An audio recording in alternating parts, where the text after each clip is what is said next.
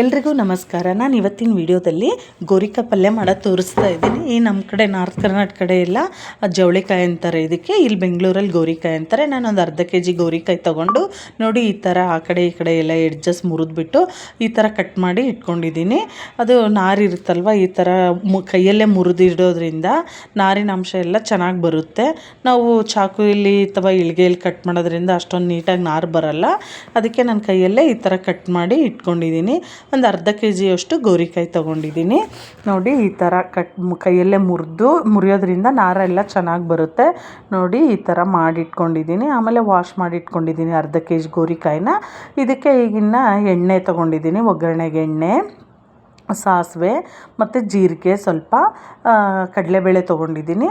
ಕಡಲೆಬೇಳೆ ನಿಮಗೆ ಬೇಡ ಅಂದರೆ ಸ್ಕಿಪ್ ಮಾಡಿ. ಕರಿಬೇವು, ಖಾರಕ್ಕೆ ಹಸಿಮೆಣ್ಸಿನ್ಕಾಯಿ, ಒಂದು 2ರಿಂದ 3 ಈರುಳ್ಳಿ ಕಟ್ ಮಾಡಿ ಇಟ್ಕೊಂಡಿದ್ದೀನಿ.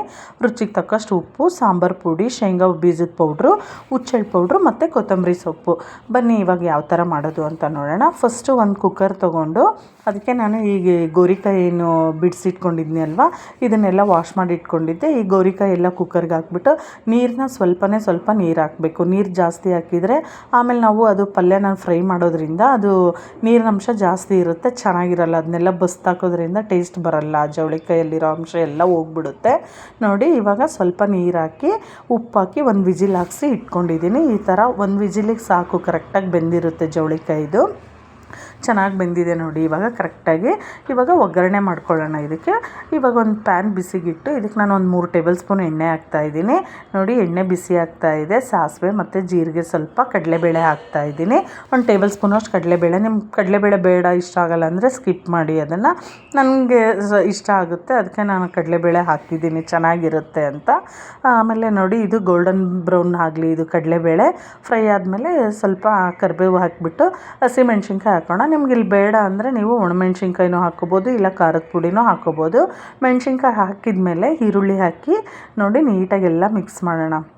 ಯಾಕಂದರೆ ಗೋರಿಕಾಯಿ ಆಲ್ರೆಡಿ ನಾವು ಕುಕ್ಕರಲ್ಲಿ ಬೆಂದಿರೋದ್ರಿಂದ ಅದು ಬೆಂದಿರುತ್ತಲ್ವ, ಒಗ್ಗರಣೆ ಚೆನ್ನಾಗಿ ಫ್ರೈ ಆಗಬೇಕು. ಈರುಳ್ಳಿ ಮೆಣಸಿನ್ಕಾಯಿ ಎಲ್ಲ ನೋಡಿ, ಈರುಳ್ಳಿ ಬೇಗ ಫ್ರೈ ಆಗುತ್ತೆ ಅಂತ ನಾನು ಉಪ್ಪು ಹಾಕಿದ್ದೀನಿ. ಉಪ್ಪು ಹಾಕ್ಬಿಟ್ಟು ಚೆನ್ನಾಗೆಲ್ಲ ಮಿಕ್ಸ್ ಮಾಡಿ ಒಂದು 5 ನಿಮಿಷ ಒಗ್ಗರಣೆ ಬೇಯಿಸ್ಕೊಳ್ಳೋಣ. ನೋಡಿ ಲೋ ಫ್ಲೇಮಲ್ಲೇ ಇಟ್ಟು ಚೆನ್ನಾಗಿ ಈರುಳ್ಳಿ ಎಲ್ಲ ಸಾಫ್ಟ್ ಆಗಿದೆ, ಇವಾಗ ಚೆನ್ನಾಗಿ ಬೆಂದಿದೆ. ಇದಕ್ಕೆ ಸ್ವಲ್ಪ ಅರಿಶಿನ ಹಾಕ್ತಾಯಿದ್ದೀನಿ. ಅರಿಶಿನ ಹಾಕಿ ಚೆನ್ನಾಗೆಲ್ಲ ಮಿಕ್ಸ್ ಮಾಡೋಣ. ಮಿಕ್ಸ್ ಮಾಡಿದ ಮೇಲೆ ನೋಡಿ ಒಗ್ಗರಣೆ ಎಲ್ಲ ಚೆನ್ನಾಗಿ ಬೆಂದಿದೆ. ಇವಾಗ ಏನು ಇದು ಗೋರಿಕಾಯಿ ನಾವು ಬೇಯಿಸಿಟ್ಕೊಂಡಿದ್ವಿ ಅಲ್ವಾ, ನೋಡಿ ನೀರು ಸ್ವಲ್ಪನೂ ನೀರಿಲ್ಲ. ನಾನು ಹಂಗೆ ಕುಕ್ಕರ್ನೇ ಬಗ್ಸ್ತಾ ಇದ್ದೀನಿ. ಎಲ್ಲದನ್ನು ಹಾಕಿ ಚೆನ್ನಾಗೆಲ್ಲ ಮಿಕ್ಸ್ ಮಾಡಬೇಕು. ಇವಾಗ ನೋಡಿ ಒಂದು 2 ನಿಮಿಷ ಒಗ್ಗರಣೆಲ್ಲೇ ಇದು ಫ್ರೈ ಆಗಲಿ ಗೋರಿಕಾಯಿನೂ. ನೋಡಿ ಎಲ್ಲ ಚೆನ್ನಾಗಿ ಮಿಕ್ಸ್ ಆದಮೇಲೆ ಇದಕ್ಕೆ ನೋಡಿ ನಾವೇನು ಪೌಡ್ರ್ ಇಟ್ಕೊಂಡಿದ್ವಿ ಅಲ್ವಾ, ಆ ಎಲ್ಲ ಪೌಡ್ರುಗಳನ್ನು ಹಾಕಬೇಕು. ಒಂದು 2 ನಿಮಿಷ ಫ್ರೈ ಮಾಡಿ ಆದಮೇಲೆ ಸಾಂಬಾರು ಪೌಡ್ರು ಮತ್ತು ಹುಚ್ಚೆಳ್ಳು ಪೌಡ್ರು, ಆಮೇಲೆ ಶೇಂಗಾ ಬೀಜನ ಪೌಡ್ರ್ ಮಾಡಿ ಇಟ್ಕೊಂಡಿದ್ದೆ ನಾನು. ಆ ಪೌಡ್ರನ್ನು ಎಲ್ಲದನ್ನು ಒಂದೊಂದು ಟೇಬಲ್ ಸ್ಪೂನ್ ಹಾಕ್ತಾಯಿದ್ದೀನಿ.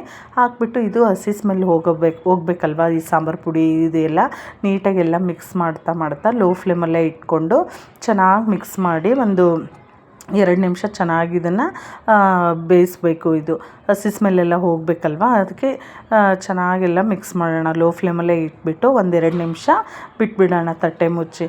ನೋಡಿ ಚೆನ್ನಾಗೆಲ್ಲ ಮಿಕ್ಸ್ ಆಗಿದೆ. ಇವಾಗ ನಿಮ್ಗೆ ಏನಾದರೂ ಉಪ್ಪೇನಾದರೂ ಕಡಿಮೆ ಆಯಿತು ಅಂದರೆ ಇಲ್ಲಿ ನೋಡಿಬಿಟ್ಟು ಉಪ್ಪು ಹಾಕ್ಕೋಬೇಕು. ನೋಡಿ ಲಾಸ್ಟಲ್ಲಿ ನಾನು ಕೊತ್ತಂಬರಿ ಸೊಪ್ಪು ಹಾಕಿ ಮತ್ತೊಂದು ಸರಿ ಎಲ್ಲ ನೀಟಾಗಿ ಮಿಕ್ಸ್ ಮಾಡ್ತಾಯಿದ್ದೀನಿ. ಮಿಕ್ಸ್ ಮಾಡಿದರೆ ನೋಡಿ ಈ ಗೋರಿಕಾಯಿ ಪಲ್ಯ ರೆಡಿ ಆಯಿತು. ಇದನ್ನು ತುಂಬ ಈಸಿಯಾಗಿ ಮತ್ತು ಬೇಗನೆ ಮಾಡ್ಕೋಬೋದು ಈ ಥರ ಕುಕ್ಕರಲ್ಲಿ ಮಾಡ್ಕೊಳ್ಳೋದ್ರಿಂದ. ನಿಮಗೂ ಈ ವಿಡಿಯೋ ಇಷ್ಟ ಆದರೆ ಪ್ಲೀಸ್ ಲೈಕ್ ಮಾಡಿ, ಶೇರ್ ಮಾಡಿ, ಸಬ್ಸ್ಕ್ರೈಬ್ ಮಾಡಿ. Thank you.